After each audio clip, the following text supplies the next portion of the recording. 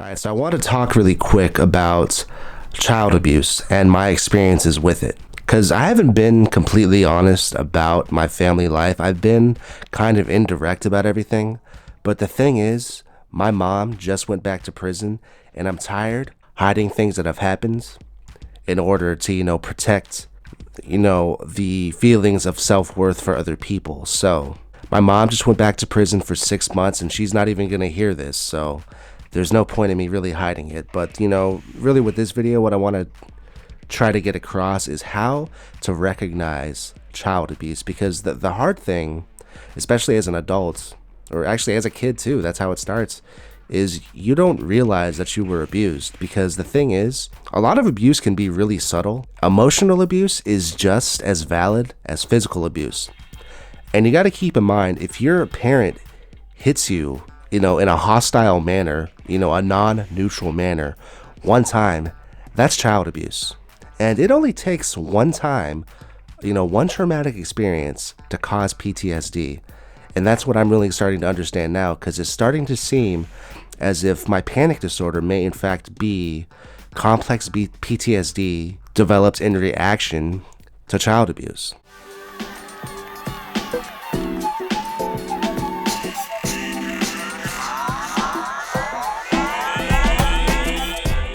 So the first step is recognizing what you experienced as a child was child abuse. Because, a lot of times people won't realize it because, you've gotten so used to internalizing the thought that you are just a bad person and we're just a bad kid and that you deserve these things that happen to you, which is not true.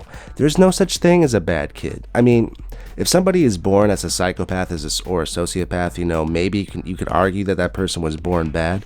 Personally, I don't believe that. But, no kid is bad. So, not to get too in depth into, maybe I will get more in depth with the different types of abuse I experienced. But just as a general thing is figuring out or recognizing that you were abused.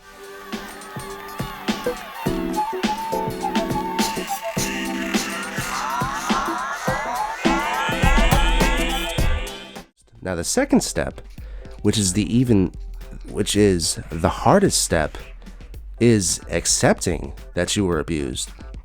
Because that took me, when I was 26, I recognized what I experienced as child abuse. And it took me 2 years to finally accept that what I experienced was child abuse. And then, and that's when my nervous breakdown happened. I'm not sure, me and my counselor are still trying to figure out why that caused it, or if that is even what caused it, but I think it is. But, that's a very interesting thing, because it's when you're abused, it's so ingrained, like I was saying before, it's so ingrained in you that it's your fault and that, you're just being a wimp, like especially because I'm a guy. So my dad, would tell me to man up, just deal with things, be a man. And, that's not always valid when you're talking to a kid.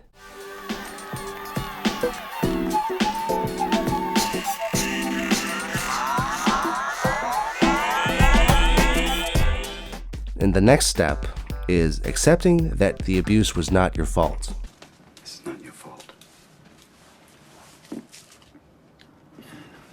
And that's pretty self-explanatory, You're a child, You don't know right from wrong. You're still learning, It's not your fault. And it's not fair that you have bad parents, That's how it goes.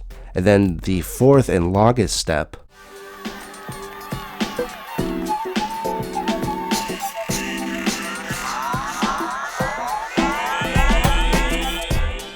learning how to deal with child abuse and moving on from it, is figuring out what else that caused.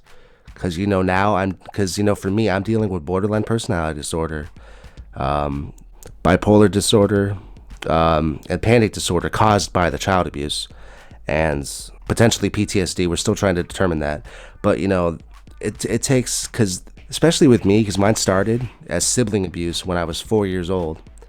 And, it's hard to figure out just where everything started and how much of, behavior has been learned, and what thoughts are really mine and what thoughts are coming from people in my head that talk to me in my past. So it's a really long journey, but this is how you start. This is where it all begins. And, that's really all I wanted to say with this video. So as always, if you like my video, subscribe. If you like my music, buy it. And if you hate me, tell everybody. Out.